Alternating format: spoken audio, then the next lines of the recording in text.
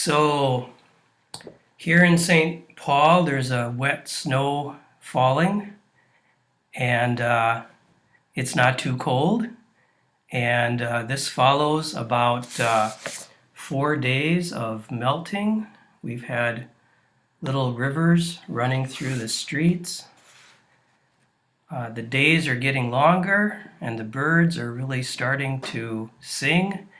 In the past couple days, I've heard a woodpecker and a cardinal and a hawk, and I saw a bald eagle soaring over Linwood Park nearby. More people are getting vaccinations, and everybody's turn will come before too long. At actual physical MZMC, they've poured the footings for the new Zendo, and the basement walls are next. And here at actual virtual MZMC, we're on a retreat. Some of us have been on a retreat. The rest of you, thanks so much for joining us. There are 14 of us. Some of us were here Friday evening and Saturday. Some are here for Friday evening, Saturday, and Sunday. And this is kind of a special, kind of an experimental retreat. You may have heard about it. I realized when I was planning this retreat that this could be the last all Zoom retreat I lead. I don't know how things are going to go, but I thought, why not take advantage of this and do something a little different? And so it's a flexible retreat. I've been thinking for a long time about how hard it can be for some folks to practice Zen when they have physical challenges. And I've had a lot of help with this. Great thanks to one of my students who will go unnamed for hours of discussions about this and a lot of education of me. So I thought I would try something new, a flexible retreat. It's kind of billed as a retreat for people who think they can't do retreats. So the flexibility comes in two ways. One is as to posture.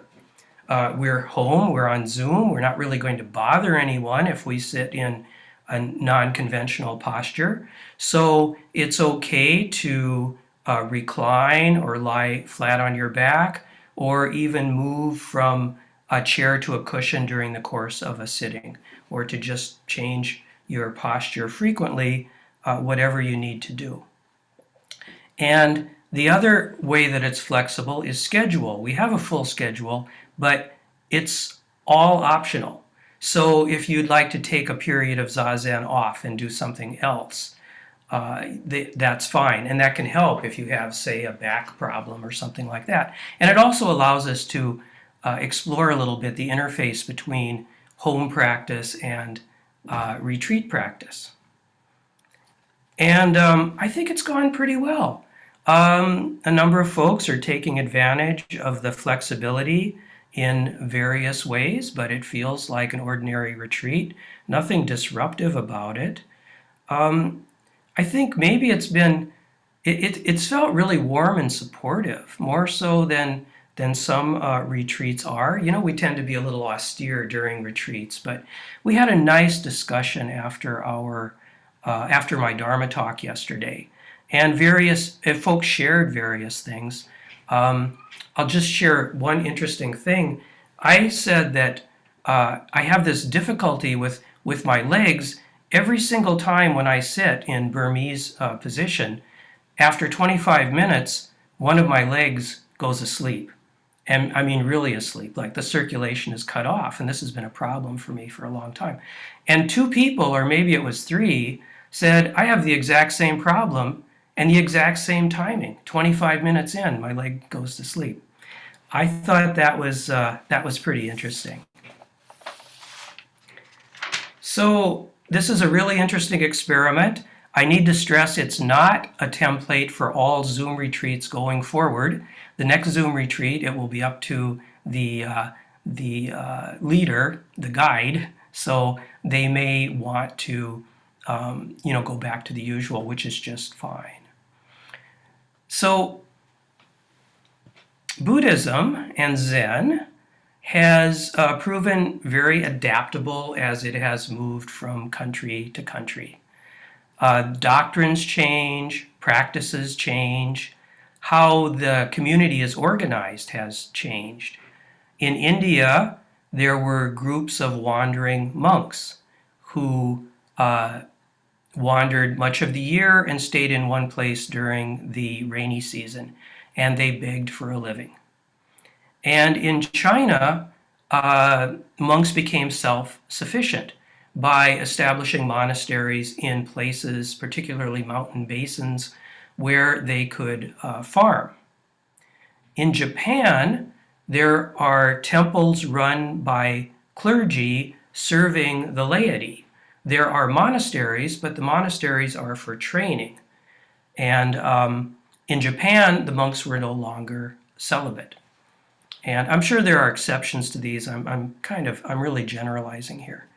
In the United States, we have many different Buddhist traditions here practicing side by side. We at MZMC follow the Japanese Soto Zen model, but it's evolving. The laity here is much more involved in meditation than in Japan. And some places are Americanizing the forms faster than others. And the change from the traditional Japanese model comes way too slowly for some folks and way too quickly for other folks. And hopefully for some people it's just right. And we're kind of in the middle. Hopefully we're in that just right place. I really like tradition myself. Tradition honors the ancestors. And I think when practices have been developed over hundreds or even thousands of years to help us, it isn't wise to discard them for convenience or on some kind of a whim. I think we should be kind of slow to do that. And as someone who often deals with little issues like, should we change this line in this chant? Or should we make this little change to Oryoki? I see how there's kind of an inertia. Things don't change so easily because there's all that tradition and so many people are affected and we have to change all the chant books and it's always complicated. So the inertia is kind of a mixed blessing. There's a beauty in it that in this community, we need to be aware of the effect of small changes. Because everything is interconnected, a small change can affect many, many people. So we need to be mindful. We need to see the interconnections. We don't want to make too many sudden moves. So that can be a really beautiful thing, and the Sangha is our teacher in that way. It can also be kind of frustrating. And there are almost always strong feelings, both for and against change, whatever it is. A little odd, maybe, in a community that accepts impermanence as a basic tenet, but we're human. Oh, so human. And also, we see the value of keeping things that work, that help us to end suffering. We have impermanence, we have constant change, and yet we have this beautiful tradition.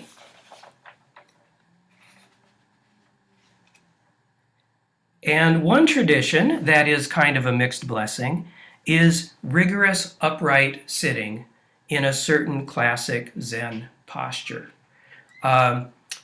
We have full, half, and quarter lotus. We have seiza and Burmese. So those are all a little different as to where you put your legs, but they all rely on a very straight back, upright sitting using a cushion or a bench. And maybe there's a kind of a hierarchy there that some folks think full lotus is the best, half lotus is next, quarter lotus is next, and the others are, kind of down here. And good posture is revered in Zen tradition. And I think it's very important. And I think this classic Zen pose is really wonderful, and I prefer it because I think there's something about a straight back and a clear mind that go together. And I said this yesterday. I'm repeating a few things from yesterday, and I hope the folks in the retreat will indulge me on that, because I need to bring everybody into what's going on here. When my mind becomes especially focused, especially clear, my back just automatically straightens, like I'm pulled up. And if I realize I'm slumping and I straighten my back, my mind, I think, automatically becomes more clear. The two things go together. It's like they're not really different, the back and the mind. It's like it's one thing. So it can be a really beautiful thing, but it's not always possible. I can't always do it. So Japanese tradition is pretty strict about posture, and I've read tales of Westerners who have gone to Japan and had a real hard time kind of fitting in to the demands that are made. But the training in Japan was developed for young monks. As someone pointed out yesterday, the average age of the trainees in these monasteries is 23, and it's all guys. So what happens is you go to a temple like a Heiji, you have maybe 3 years of intense training, and then you go off to your own temple. So the training is for these young men, and it's great if you can do it. But here in the US, where everyone wants to meditate, we have a great variety of people doing this practice. We have older bodies. We have bodies that have sustained injuries. We have things like a history of trauma or anxiety that might make it hard to sit still in the classic way. So, and sometimes I think folks who find it hard to sit in that classic posture have felt excluded.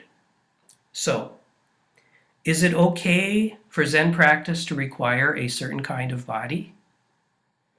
Or can Zen adapt and change to make the practice more widely available? And does this start with our attitude regarding good health and bad health, good posture and bad posture, good bodies and bad bodies? To explore that, I'd like to go to a koan. I'd like to talk about Case 83 from the Book of Equanimity, edited by Jerry Wick. And it's something we're using now for the advanced koans class, which I'm teaching with Andrea Martin. It's also known as the Book of Serenity. So Case 83 is called Dogo's Nursing, and it's about sickness. But it can also apply to injury, physical or mental, or just the condition of the body that we're born with. I think anything that maybe makes life hard or sitting hard that we give a name to. So I'll read this twice. Attention. Isan asked Dogo, "Where have you been?" Dogo said, "I've been nursing." Isan said, "How many people were sick?" Dogo replied, "Some are sick, some are not." Isan pursued, "Isn't it you who's not sick?" Dogo responded, "Sickness and non-sickness have nothing to do with it. Speak quickly, speak quickly." Isan remarked, "Even being able to say it misses entirely." So I'll go through that line by line, but I'd like to read it again. Attention, Isan asked Dogo, "Where have you been?" Dogo said, "I've been nursing." Isan said, "How many people were sick?" Dogo replied, "Some are sick, some are not." Isan pursued, "Isn't it you who's not sick?" Dogo responded, "Sickness and non-sickness have nothing to do with it. Speak quickly, speak quickly." Isan remarked, "Even being able to say it misses entirely."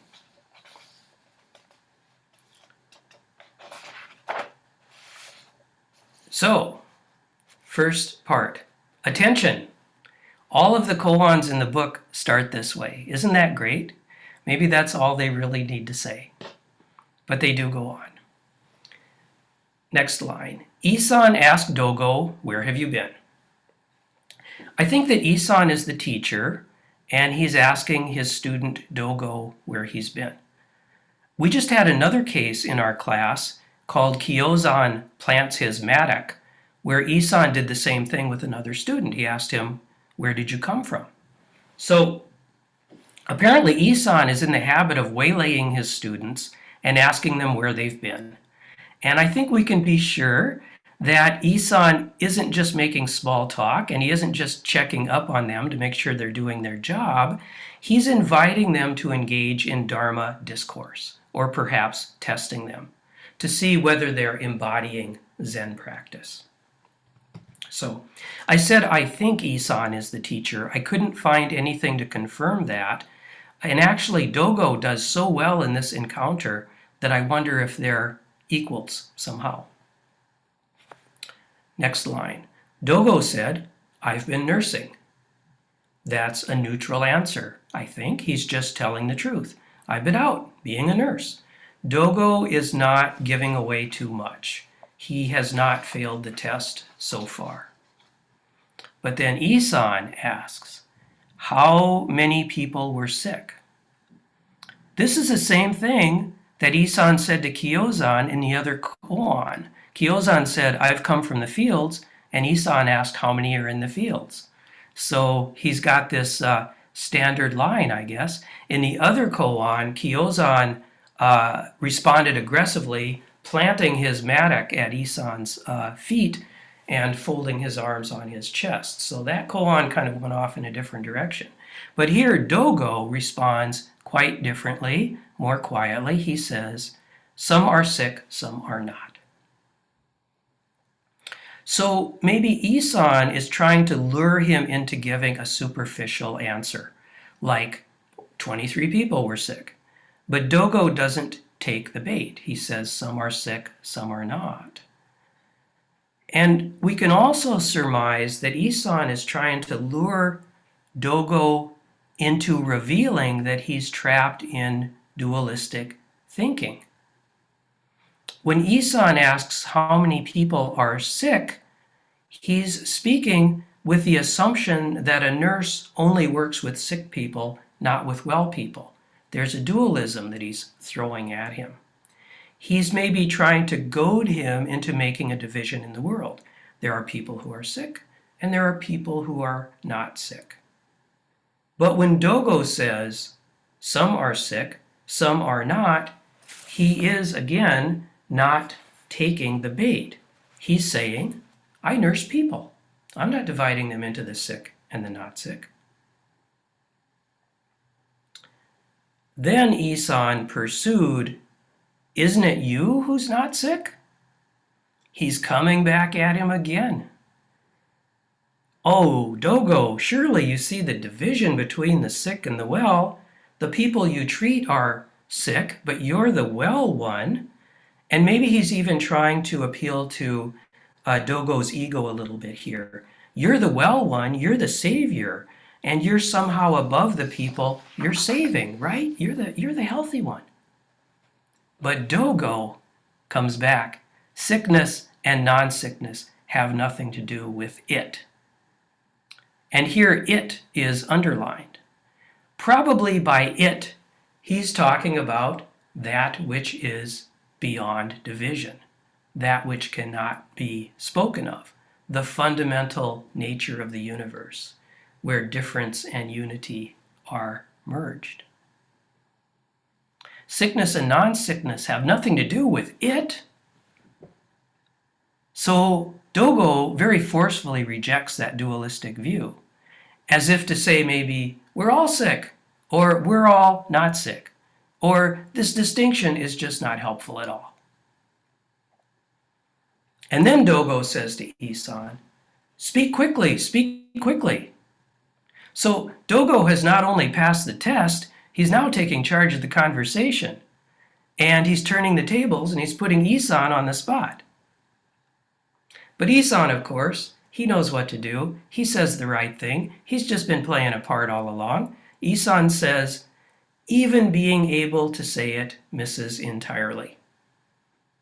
And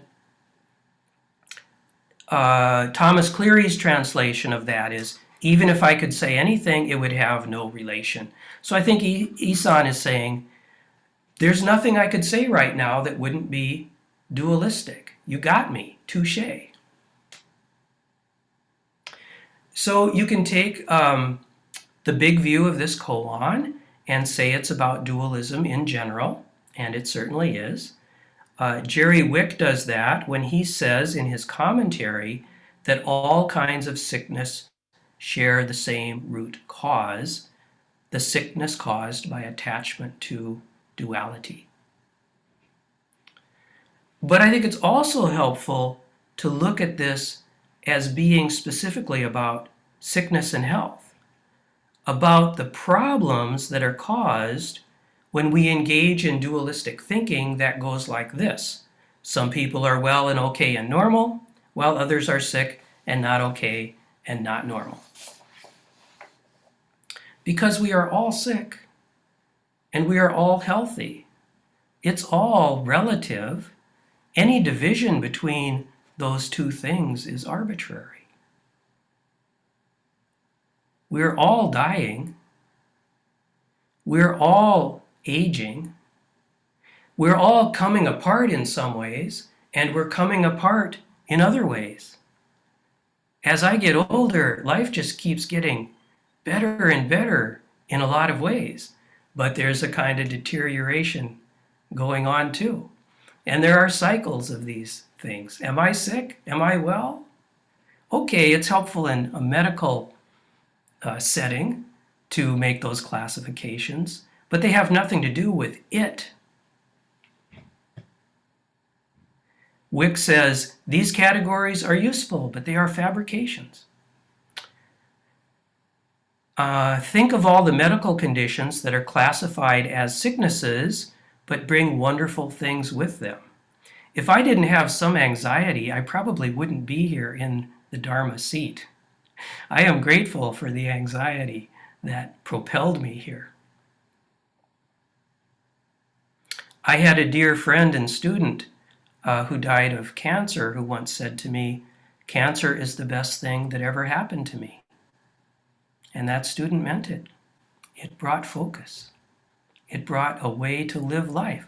Was that a sickness? Well, yes, and it was terrible, and it's helpful to classify it as a sickness for purposes of treatment. But ultimately, was it a sickness, or did it bring her a kind of wellness?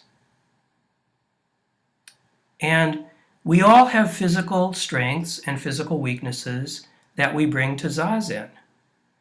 But who is to say that what we perceive as weaknesses are really strengths? Who is not to say that? If you suffer no adversity, are you going to be a better Zen student? And to say that some people have the right body and can do zazen properly and others have the wrong body and can't do it properly is ridiculous. It's a fabrication. Everyone has exactly the right body they need to wake up. There is a way.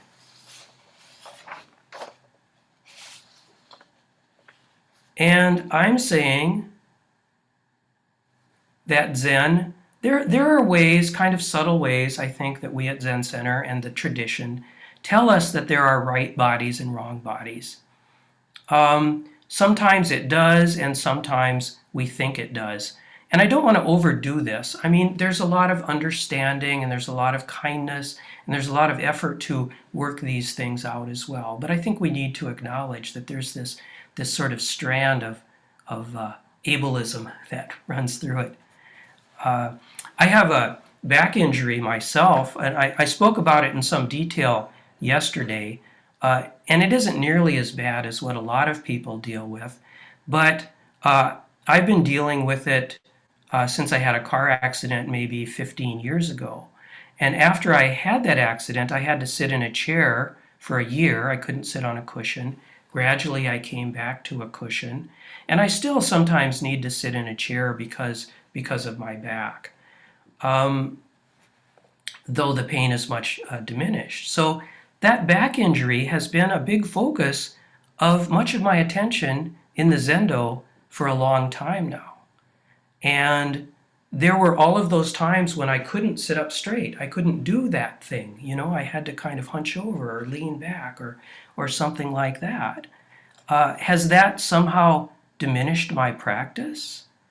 Was that year in a chair a kind of second best practice? Of course it wasn't. And of course, dealing with the pain has in some ways helped my practice. My practice is what it is. We each have our own Dharma vehicle, our own body, and it is that Dharma vehicle that we can use to awaken. There is no second best. When it comes to the practice, you have the body you should have. Right or wrong, or good back or bad back, or sick or well, or injured or recovered, have nothing at all to do with it.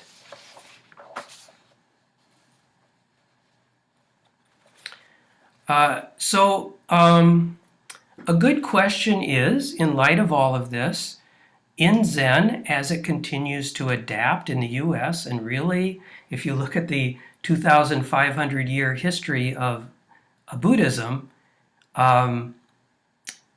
Buddhism has just arrived in the United States. It's brand new. Are we going to change some of the forms we use or make new opportunities available as we adapt? And my answer is, I don't know. This conversation is just beginning for me. But there is something I think we should look at now, which is a kind of fundamental re-examination of our views about able-bodiedness.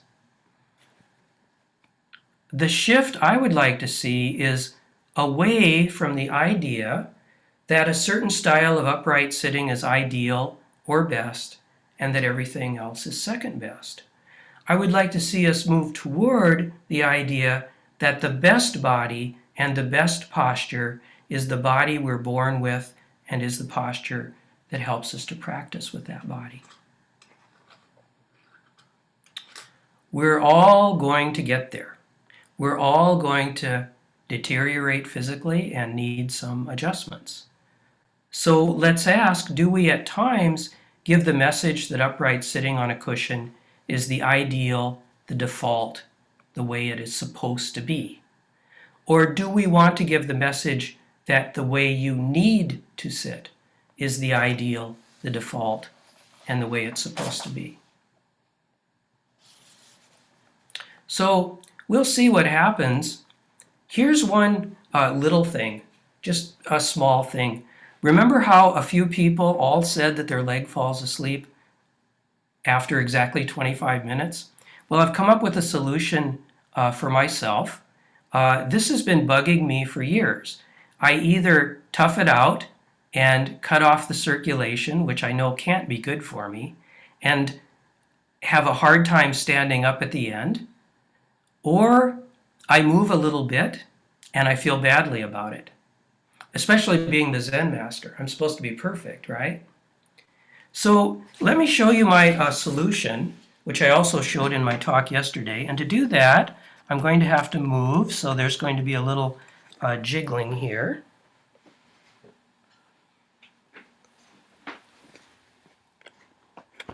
Moving over here to my zafu.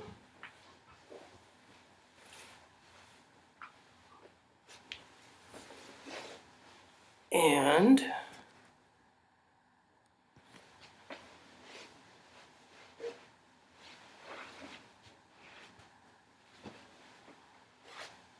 there.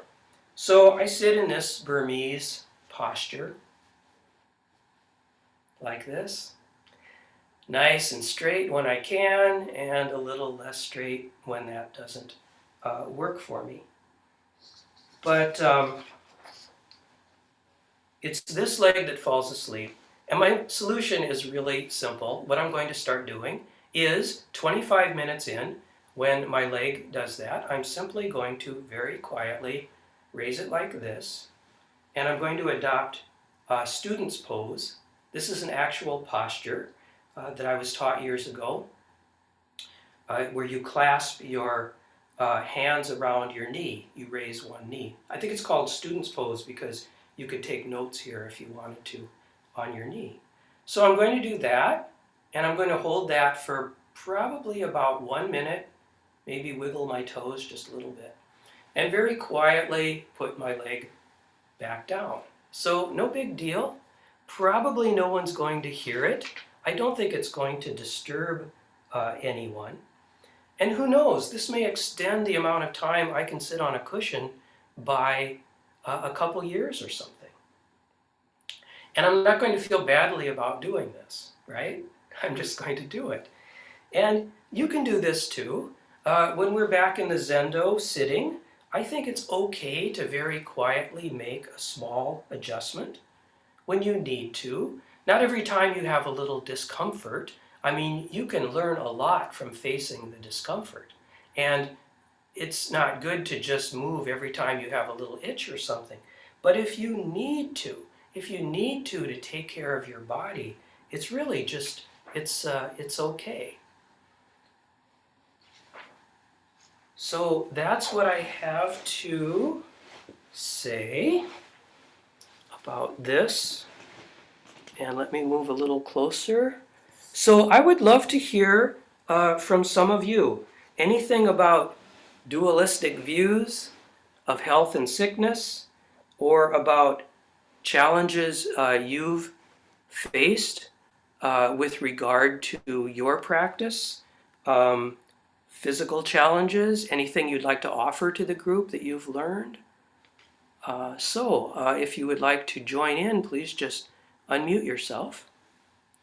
Hi, Ted. This is Benton. Hi, Benton. My leg always goes to sleep after closer to